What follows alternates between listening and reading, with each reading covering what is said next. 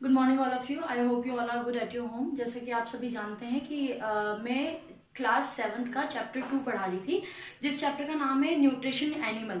सबसे पहली चीज़, सबसे इम्पॉर्टेंट चीज़ जो है कि जब हम सेल का चैप्टर पढ़ते हैं या मैंने पढ़ाया है जब भी आपको, तो सेल एनिमल सेल और प्लांट सेल दो का जिक्र होता है। एनिमल सेल के अंदर ह्यूमन सेल अलग तो नहीं होता, ह्यूमन और animal cell both are the same thing.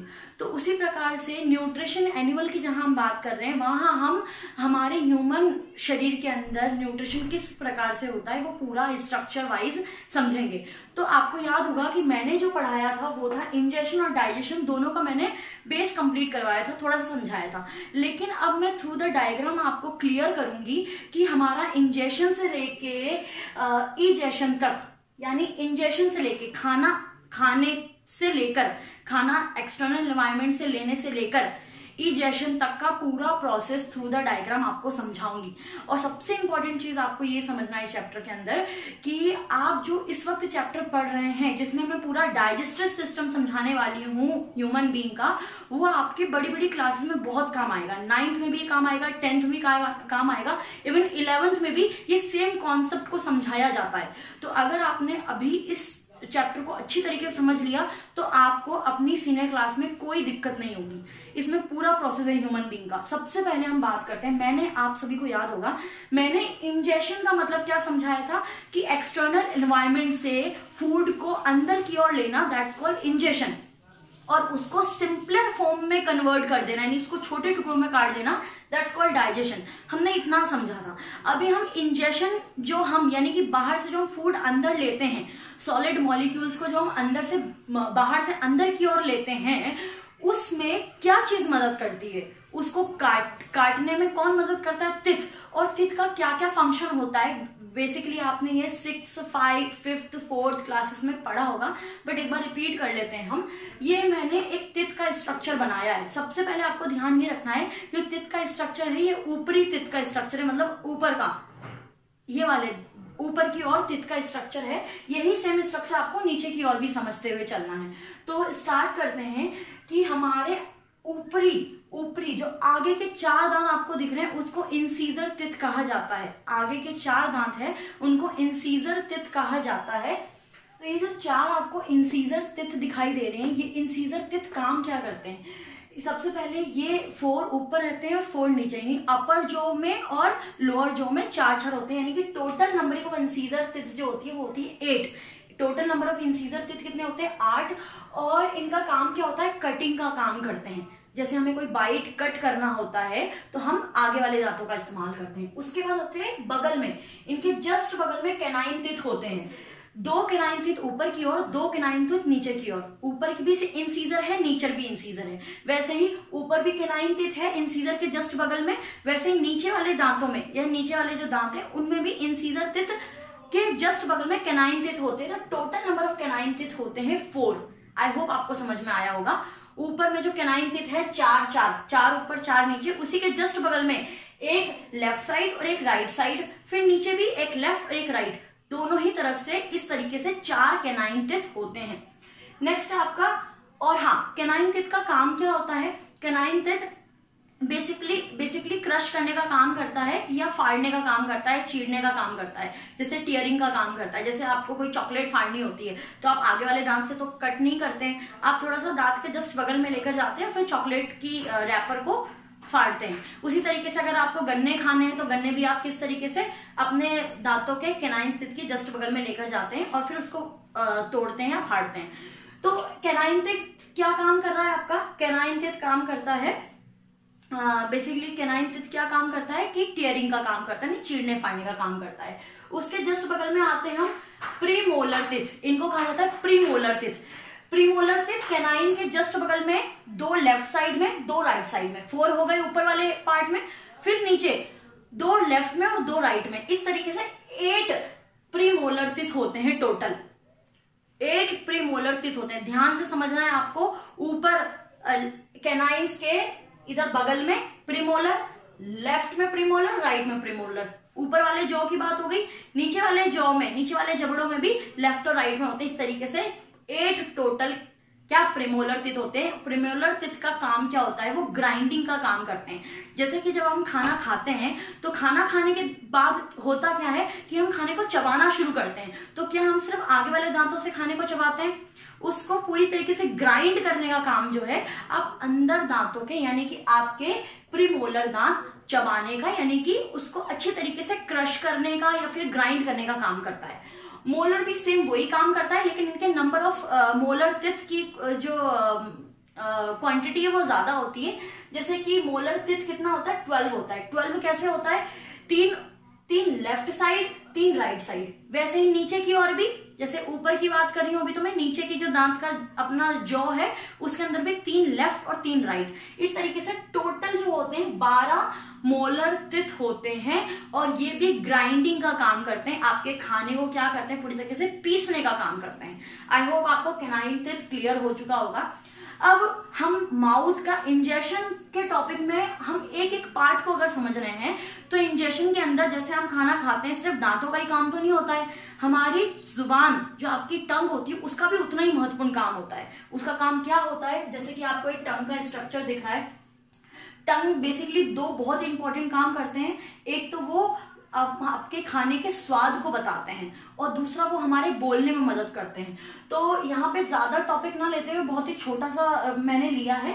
जैसे कि आपको जो टंग यानी कि जुबान है वो उसके अंदर टेस्ट बर्ड्स होते हैं। टेस्ट बर्ड क्या करते हैं कि उसके स्वाद का पता लगवाते हैं। उसका अलग कैटेगरीज में अलग अलग भाग से हमें अलग अलग तरह के स्वाद का पता चलता है।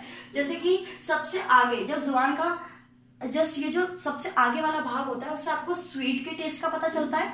उसके थोड़ा सा ऊपर चलते हैं तो सॉल्ट यानी नमकीन के टेस्ट का पता चलता है।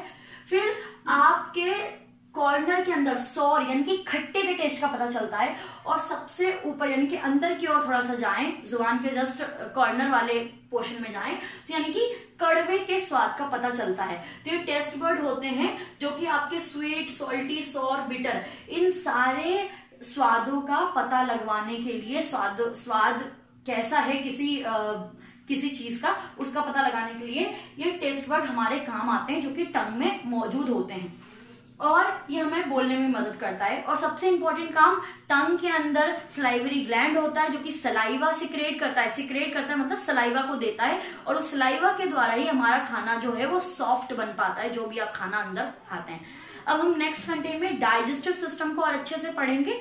आपको ध्यान से डाइजेस्टिव सिस्टम को समझना है क्योंकि ये थोड़ा कॉम्प्लिकेशन भी हो सकता है, लेकिन अगर आपने ध्यान से इसको सुना। हमने माउथ का टॉपिक कंप्लीट कर लिया है कि माउथ में यानी कि इंजेक्शन के दौरान जब खाना को खाते हो तो खाना माउथ में जाता है। माउथ में क्या होता है, थ्रू द टिथ उस खाने को बाइट यानी कि काटा जाता है और उसके स्ट्रक्चर भी मैंने समझा दिया। और वो सॉफ्ट कैसे बनता है, थ्रू द सलाइवा यानी कि आपकी जीभ के अंदर सलाइवरी ग्लैंड के द्वारा सलाइवा जो आता है उसके वजह से जो आपका खाना है वो सॉफ्ट हो पाता है। उसके आगे का प्रोसेस इस स्ट्रक्चर के दौरान हम समझेंगे। उसके बाद खाने का क्या क्या होता है इस दौरान हम समझेंगे। तो सबसे पहले स्ट्रक्चर आपको दिख रहा होगा, इसके कंटेंट में पहले क्लियर कर देती हूँ आपको कि ये स्ट्रक्चर के थ्रू मैं आपको क्या समझाना चाहती हूँ। कई बार आपने पढ़ा होगा लेकिन फिर भी इसको क्लियर कर लेते हैं। सबसे पहले आपका आता है माउथ। हम खाना कहाँ किससे खाते हैं, थ्रू द माउथ, मुंह के द्वार से खाते हैं। तो खाना आपका यहाँ जाता है। इसके अंदर खाना सॉफ्ट कैसे हो पाता है, थ्रू द सलाइवा। सलाइवा कहाँ होता है, सलाइवरी ग्लैंड के वजह से उसके अंदर सलाइवा यानी कि लार निकलती है। लार कैसे निकलती है, through the salivary gland. Salivary gland होता कहाँ है, यहाँ आपको दिख रही है इसोफेगस की जस्ट ये कॉर्नर, माउथ के जस्ट कॉर्नर में ये भी सलाइवरी ग्लैंड है और ये भी सलाइवरी ग्लैंड है। दोनों सलाइवरी ग्लैंड है और ये क्या सिक्रेट करती है, क्या बनाती है, ये सिक्रेट करती है सलाइवा यानी कि लार को सिक्रेट करती है। जो आपके मुंह में लार आती है उसको सलाइवरी ग्लैंड सिक्रेट करती है, यानी सलाइवरी ग्लैंड से वो निकलता है। नेक्स्ट हम ये जो आपको लाइनिंग दिख रही है इसको आप जब 4th 5th में होते हो तब तक आपको इसको फूड पाइप कहा जाता है, बट सीनियर क्लासेस में इसको कहा जाता है ईसोफेगस। तो ये जो आपको दिख रही है लाइन इसको कहते हैं ईसोफेगस। ये वो द्वार है जिस द्वार से आपका खाना नीचे की ओर यानी अंदर की ओर जाता है। आपने मुंह में खाना डाला, मुंह का स्ट्रक्चर ऑल क्लियर है, फिर आपका ईसोफेगस के द्वार से यहाँ गया, उसके बाद आपका खाना आता है स्टमक यानी कि पेट में खाना जाता है। कहाँ जाता है खाना, पेट में। अब पेट में खाने का क्या होता है, अब आपको ध्यान से समझना है। देखिए ये पेट के अंदर हमने स्टमक का ये बना रखा है, स्टमक के अंदर खाने का क्या हो रहा है ध्यान रखना, ये तीनों चीज जो है यानी कि म्यूकस, हाइड्रोक्लोरिक एसिड और डाइजेस्टिव जूस, तीनों चीज स्टमक कंटेन करता है। और ये थ्री ऑफ जो ये मैंने चीजें बताई है तीनों क्या है, वो तीनों ही एंजाइम है। क्या है वो तीनों? Enzyme. Mucus, hydrochloric acid, digestive juice. Mucus, hydrochloric acid, digestive juice, ये तीनों स्टमक कंटेन करता है। स्टमक के अंदर ये चीजें होती है, ये तीनों एंजाइम होते हैं।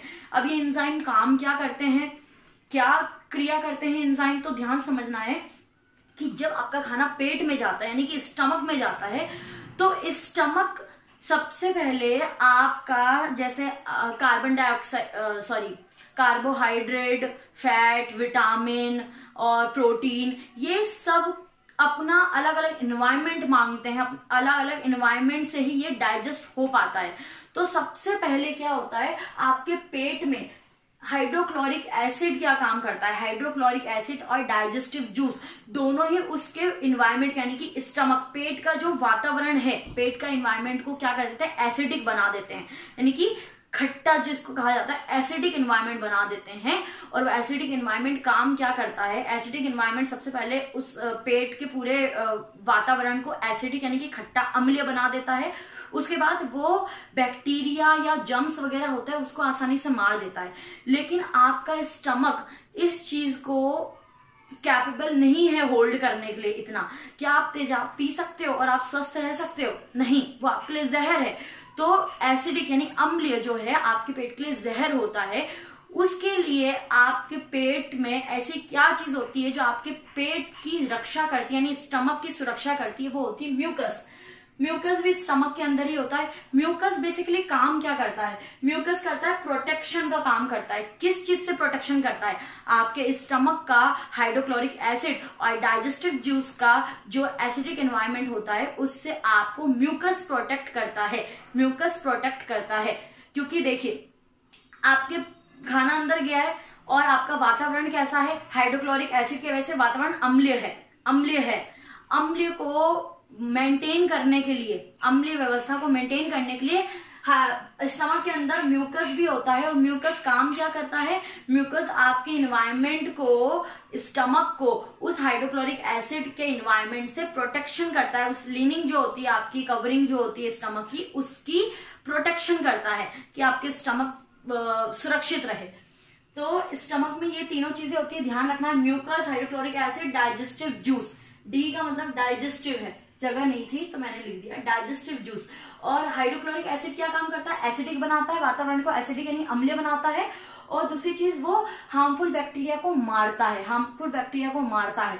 और वहीं म्यूकस का काम करता है, जो हाइड्रोक्लोरिक एसिड के वजह से आपका जो पेट का वातावरण है या पेट का इन्वायरमेंट है वो अम्लीय बन चुका है, उसको बचाता है, अम्लीयपन से आपके स्टमक की सुरक्षा करता है।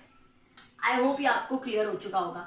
अब आपका खाना यहाँ स्टमक तक आ गया। स्टमक के बाद खाना कहाँ जा रहा है, स्मॉल इंटेस्टाइन में जाता है। ध्यान रखना है खाना कहाँ जाता है, स्मॉल।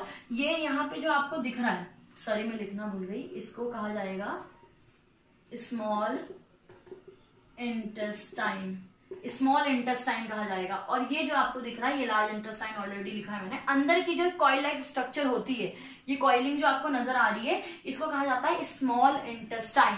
अब स्मॉल इंटेस्टाइन मैंने आपको जो प्रीवियस जो क्लासेस ली थी उसमें मैंने आपको समझाया था, आपका खाना मुंह में जाने से लेकर एनएस द्वार पे एक्सक्रेटरी प्रोडक्ट के बाहर निकलने तक का जो प्रोसेस होता है उसमें आपको बेसिकली करना क्या होता है, खाने को लिक्विड फॉर्म में बनाना होता है।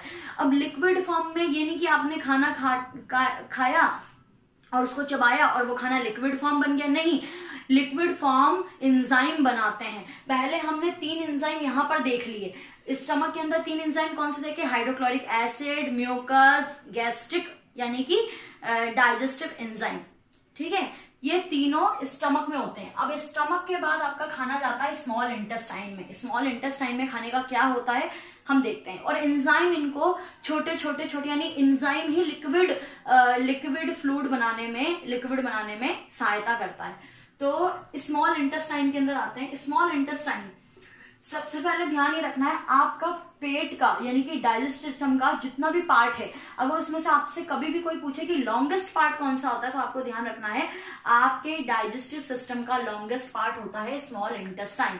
अब स्मॉल इंटेस्टाइन जो है उसकी लेंथ होती कितनी है, 7 मीटर, 7 मीटर स्मॉल इंटेस्टाइन की लेंथ होती है, उसकी लंबाई 7 मीटर होती है। अच्छा, ये जो स्मॉल इंटेस्टाइन है वो क्या क्या चीजों को कंसिस्ट करता है, स्मॉल इंटेस्टाइन में क्या क्या चीजें होती है, ध्यान से सुनना है। डियोडेनम, जेजुनम और इलियम, इलियम होती है। तो यहाँ पे आपको दिख रहा है डियोडेनम दिख रहा है आपको, ये आपका जो कॉइल है इसके स्टार्टिंग में डियोडेनम होता है, जेजुनम होता है और इलियम होता है। ये तीनों ही चीज जो होती है स्मॉल इंटेस्टाइन के अंदर, कॉइल का स्ट्रक्चर स्टार्टिंग में डियोडेनम, उसके सेंटर में आपका जेजुनम और सबसे एंड में आपका इलियम होता है। तो ये तीनों ही चीज कौन कंसिस्ट करता है, स्मॉल इंटेस्टाइन कंसिस्ट करता है। ये एक द्वार है, जैसे कि हम घर में प्रवेश करते हैं, घर में प्रवेश करने के दौरान आप आगे वाले को क्या बोलते हैं, आगे वाले को गेट बोलते हैं, अंदर वाले को रूम बोलते हैं, उसके बीच वाले को बरामदा बोलते हैं। वैसे ही इसके ये द्वार जो उसका ये स्ट्रक्चर है स्मॉल इंटेस्टाइन का, जो ये पूरा सरफेस है, इनके नाम है। ये आपको ध्यान रखना है, कॉम्प्लिकेशन नहीं है कुछ भी, ये नाम है, ठीक है। अब स्मॉल इंटेस्टाइन कौन से एंजाइम को सिक्रेट करता है, क्या काम करता है, इधर समझ लेते हैं। स्मॉल इंटेस्टाइन, ये आपको सबसे पहले ध्यान रखना है, ये आपका पैंक्रीज है, पैंक्रीज, ठीक है, आपने पढ़ा होगा सीनियर जूनियर क्लासेस में पैंक्रीज, और ये आपका लीवर है, ठीक है। इस चीज को ध्यान रखना है, लीवर को और पैंक्रीज को, क्योंकि इन दोनों के स्मॉल इंटेस्टाइन में बहुत ही इंपॉर्टेंट रोल हो रहे हैं। अब ये क्या रोल अदा कर रहा है, ध्यान सुनिए। लीवर आपका बाइल जूस को सिक्रेट करता है, लीवर क्या काम करता है, बाइल जूस को सिक्रेट करता है, नहीं, बाइल जूस लीवर द्वारा निकलता है या निकला जाता है। पैंक्रीज पैंक्रेटिक जूस को सिक्रेट करता है। अच्छा, ये जूस किस काम आते हैं, क्या इसका इंपॉर्टेंस क्या है, तो आइए यहाँ पे समझ लेते हैं। देखिए, स्मॉल इंटेस्टाइन की लेंथ 7 मीटर होती है, ये तीनों चीजों को कंसिस्ट करता है। इसके अंदर यानी स्मॉल इंटेस्टाइन के अंदर लीवर के द्वारा और पैंक्रीज के द्वारा एक जूस सिक्रेट किया जाता है। लीवर के द्वारा जो जूस सिक्रेट होता है उसको बाइल जूस कहते हैं, और पैंक्रीज के द्वारा जो जूस सिक्रेट होता है उसको होता है पैंक्रियाटिक जूस। तो ये दोनों अपने अपने जूस को सिक्रेट करते हैं। इन दोनों जूस को एंजाइम कहा जाता है। मतलब ये मैं जो आपको बता रही हूँ, आपके स्टार्टिंग से लेके एंड तक के बहुत सारे एंजाइम आएंगे जो बहुत सारे इंपॉर्टेंट काम करते हैं। कुछ खाने को ब्रेक डाउन कर रहे हैं, कुछ एसिडिक माहौल क्रिएट कर रहे हैं, कुछ एसिडिक माहौल से आपके स्टमक को प्रोटेक्ट कर रहे हैं। तो सारे एंजाइम का अपना अपना एक अलग अलग काम होता है। तो बाइल जूस क्या करता है, ब्रेक अप फैट, यानी फैट वाली चीजें जितने होती है उसको ब्रेकअप यानी ब्रेक डाउन करने का काम करता है। वो ब्रेक डाउन करके उसको क्या बना देता है, उसको बनाता है फैटी एसिड। आई होप आपको समझ में आया होगा। इसको ध्यान से समझना है, क्योंकि ये जो चैप्टर मैं पढ़ा रही हूँ वो आपके 9th में, 11th में, 10th में एज इट इज यही सारी चीजें रिपीट होने वाली है। तो अगर आपने अभी समझ लिया तो आपको क्लियर हो जाएगा चैप्टर। पैंक्रियाटिक जूस, ये दोनों ही एंजाइम है, ध्यान रखना, ये भी एंजाइम है, स्टमक के अंदर भी ये भी एंजाइम है। तो पैंक्रियाटिक जूस क्या क्या सिक्रेट कर रहा है, पैंक्रीज पैंक्रेटिक जूस को सिक्रेट करता है, यानी पैंक्रीज से पैंक्रेटिक जूस निकलता है, जो कि कहाँ जाता है, स्मॉल इंटेस्टाइन में जाता है। और स्मॉल इंटेस्टाइन में जब वो जाता है तो वो काम क्या करता है, ऐसी क्या चीज करता है, तो break down the starch, sugar, protein, यानी कि वो स्टार्च को ब्रेक डाउन करता है, स्टार्च को, ओनली स्टार्च को ब्रेक डाउन करता है, ठीक है। जब आप गेहूं, चावल, ये सारी चीजें खाते हैं वो स्टार्च के अंदर आती है। तो स्टार्च को ब्रेक डाउन करके क्या बना देता है, स्टार्च को ब्रेक डाउन करके शुगर, प्रोटीन, अमीनो एसिड बनाता है। क्या क्या बनाता है, शुगर, प्रोटीन, अमीनो एसिड। इसकी मैं चार्ट भी आपको रेडी करके दूंगी और चार्ट भी समझाऊंगी। अभी आई होप आपको ये समझ में आया होगा।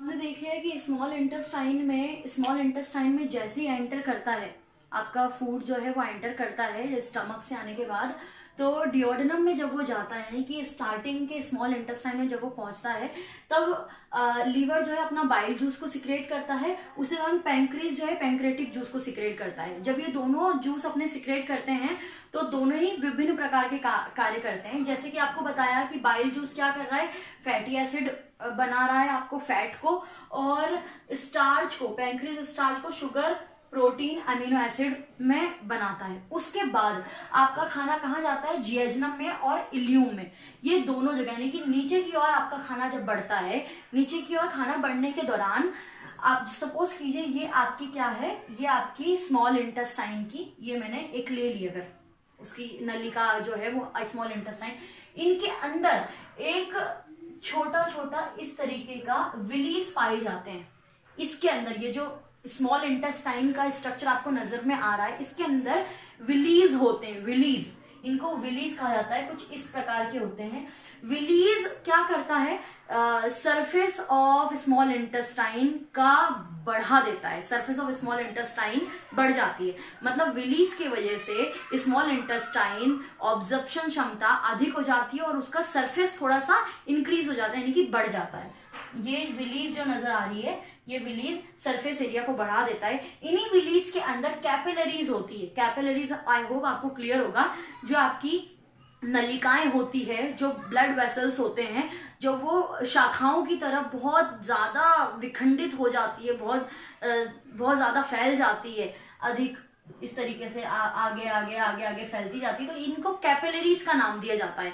तो इनके अंदर कैपिलरीज होती है जो कि ऑब्जर्व किए हुए फूड को, जो फूड पूरी तरीके से लिक्विड फॉर्म बन चुका है, ऑब्जर्व हो चुका है, बेसिकली आप ये समझे कि ऑब्जर्प्शन, मेन ऑब्जर्प्शन इसका यहीं पर होता है खाने का। अगर हम ऑब्जर्प्शन की बात करें तो मेन ऑब्जर्प्शन यहीं पर होता है स्मॉल इंटेस्टाइन में। स्मॉल इंटेस्टाइन में आपका हिस्सा जो आता है जियोजेनम और इलियम, ये दोनों हिस्से में विलीज पाई जाती है। विलीज के अंदर कैपिलरीज होती है और कैपिलरीज क्या काम करती है, जो फूड ऑब्जर्व्ड हो चुका है, लिक्विड फॉर्म बन चुका है प्रॉपर वे में, उसको लेकर चली जाती है पूरे शरीर में। इस प्रकार से आपके पूरे शरीर में जो है प्रोटीन और कार्बोहाइड्रेट, विटामिन, यानी कि एनर्जी जो है ऐसे आप प्राप्त कर पाते हैं। नेक्स्ट जो अनऑब्जर्व्ड फूड होते हैं वो आपका लार्ज इंटेस्टाइन में चले जाते हैं। और एक बहुत इंपॉर्टेंट चीज है कि लार्ज इंटेस्टाइन की अगर हम लेंथ की बात करें तो 1.5 मीटर उसकी लेंथ होती है। और आपका जो डाइजेस्ट नहीं हो पाता है वो कहाँ जाता है, लार्ज इंटेस्टाइन में जाता है, लार्ज इंटेस्टाइन से रेक्टम में जाता है, रेक्टम से एनस द्वार, जो आपका एक्सक्रेशन यानी कि गंदगी जो है आपकी एक्सक्रेशन बाहर की ओर निकल जाता है। आई होप ये कंटेंट क्लियर हो चुका होगा। नेक्स्ट हम ये पढ़ेंगे कि हमारे यानी ह्यूमन बीइंग में तो डाइजेशन इस प्रकार से होता है। पहले क्या हुआ, माउथ में गया, माउथ में सलाइवरी ग्लैंड द्वारा सलाइवा निकला, सलाइवा ने क्या किया, सलाइवा ने खाने को मुलायम यानी सॉफ्ट बनाया। उसके बाद ईसोफेगस में गया, ईसोफेगस से स्टमक में गया। स्टमक में 3 प्रकार के एंजाइम आए, कौन कौन से, हाइड्रोक्लोरिक एसिड और आपके गैस्ट्रिक ग्लैंड यानी कि डाइजेस्टिव एंजाइम, और आपके आ गए म्यूकस। इन तीनों के अलग अलग काम होते हैं, बता दिया मैंने। फिर आपका खाना कहाँ गया, स्मॉल इंटेस्टाइन में। स्मॉल इंटेस्टाइन में लीवर और पैंक्रीज से क्या निकला, एंजाइम निकला, जिनके अलग अलग काम थे। स्मॉल इंटेस्टाइन के फिर आगे वाले भाग में आए, फिर विलीज आया, और विलीज ने क्या काम किया, विलीज ने कैपिलरीज द्वारा वो जो ऑब्जर्व्ड हो चुका है पूरी तरीके से उसको पूरे शरीर में पहुंचा दिया। और जो अनडाइजेस्टेड फूड है वो लार्ज इंटेस्टाइन में जाता है और लार्ज इंटेस्टाइन से वो एनस द्वारा बाहर निकल जाता है। जैसे कि आपको पता है हमारा ह्यूमन डाइजेस्टिव सिस्टम जो है वो कंप्लीट हो चुका है। अभी एज लाइक आपको दिख रहा है स्ट्रक्चर के थ्रू कि हम जो अभी डाइजेशन की बात करेंगे वो काऊ के डाइजेशन की बात करेंगे। तो इसमें बहुत सारी चीज फैमिलर है जो कि आपका ह्यूमन डाइजेस्टिव सिस्टम में भी सेम यही चीजें थी, जैसे माउथ, सलाइवरी ग्लैंड, आपका oesophagus, small intestine, large intestine, liver, pancreas, ये एज इट इज है। बट इसके स्टेप जो होते हैं डाइजेस्टिव करने के या डाइजेशन के जो स्टेप होते हैं वो 2 टाइप ऑफ स्टेप होते हैं। 2 स्टेप द्वारा इसमें डाइजेशन होता है। इसमें 4 चैम्बर होते हैं। एक काऊ की अगर मैं बात करूं तो काऊ में 4 चैम्बर होते हैं डाइजेशन के। तो स्टार्ट करते हैं, थ्रू द माउथ खाने को लिया जाता है, ठीक है, ये घास को लेते हैं, खाते हैं। उसके बाद आपको ये जो यहाँ पे नलिकाएं नजर आ रही है, 3 जो चीजें नजर आ रही है, ये सलाइवरी ग्लैंड है जो कि सलाइवा को सिक्रेट करती है, जो कि कहलाता है लार को सिक्रेट करता है। खाना आपका सॉफ्ट बनता है। उसके बाद कहाँ जाता है, ईसोफेगस में खाना जाता है। कहाँ जाता है खाना, ईसोफेगस में। ईसोफेगस के बाद खाना कहाँ जाता है रूमेन में। कहाँ जाता है खाना, रूमेन। ये जो हिस्सा आपको नजर आ रहा है that the structure is called rumen. ये जो स्ट्रक्चर है वो क्या है, रूमेन है। रूमेन में जाने के बाद आपका खाना कहाँ जाता है, बैक टू द रेटिकुलम। यहां से खाना, ध्यान समझना है, ये जो रुमेन वाला स्ट्रक्चर आपको दिख रहा है, रुमेन से खाना रेटिकुलम में पास होता है, दैट्स कॉल्ड रेटिकुलम। ये छोटा सा दिख रहा है, रेटिकुलम में जाता है। रेटिकुलम से खाना कहाँ जाता है? अगेन माउथ में जाता है। जो आप गाय की जुगाली करते हुए देखते हैं, जो गाय जुगाली करती है, मतलब वो जो झाग निकलता है गाय से, वो बैक टू खाना जाता है उनका। मतलब यहां से पहले रुमेन से खाना जाएगा रेटिकुलम में, रेटिकुलम से दोबारा मुंह में जाता है। जो गाय की आप झाग जो आपको नजर आती है, वो वही खाने को चबाती है, काफी लंबे दौरान तक खाने को चबाती है मुंह से। उसके बाद जब आपका खाना मुंह में चला जाता है, उसके बाद दोबारा आपका खाना जाता है ओमेसम में। ओमेसम में खाना जाता है। ओमेसम क्या है? ये वाला जो पार्ट आपको दिख रहा है, ये वाला स्ट्रक्चर दिख रहा है, यहाँ का स्ट्रक्चर इधर साइड वाला, ये आपका क्या कहलाता है? ओमेसम कहलाता है। ओमेसम के बाद खाना जाता है एबोमेसम में। एबोमेसम में खाना जाता है, ये जो आपके पार्ट है, ये वाला जो स्ट्रक्चर आपको दिख रहा है, दैट्स कॉल्ड एबोमेसम। ये आपको ये दिख रहा होगा, ये omasum and that is the abomasum. अब ओबेमेसम में खाना जाने के बाद आपका खाना कहाँ जाता है? खाना जाता है स्मॉल इंटेस्टाइन में। ये आपको नजर आ रहा है, ये यहाँ पे मैंने लिखा है स्मॉल इंटेस्टाइन में खाना जाता है। स्मॉल इंटेस्टाइन में खाना ऑब्जर्प्शन, बेसिकली आपका ऑब्जर्प्शन का काम जो होता है स्मॉल इंटेस्टाइन में ही होता है, ऑब्जर्प्शन होता है। ऑब्जर्प्शन के बाद जो खाना डाइजेस्ट हो जाता है वो आपका स्मॉल इंटेस्टाइन से पूरी शरीर में थ्रू द ब्लड पहुंच जाता है, और जो खाना डाइजेस्ट नहीं हो पाता वो लार्ज इंटेस्टाइन में जाता है। लार्ज इंटेस्टाइन द्वारा एनएस द्वार से बाहर निकल जाता है, जैसे कि आपने ह्यूमन डाइजेस्टिव सिस्टम में भी समझा था। आई होप आपको एक कंटेंट जो है वो क्लियर हो गया होगा, और इसी के साथ हमारा चैप्टर भी कंप्लीट होता है। आई होप आपको ये चैप्टर समझ में आया होगा। इसका फर्स्ट पार्ट भी है, जिसने नहीं देखा है वो डेफिनेटली फर्स्ट पार्ट भी देखें।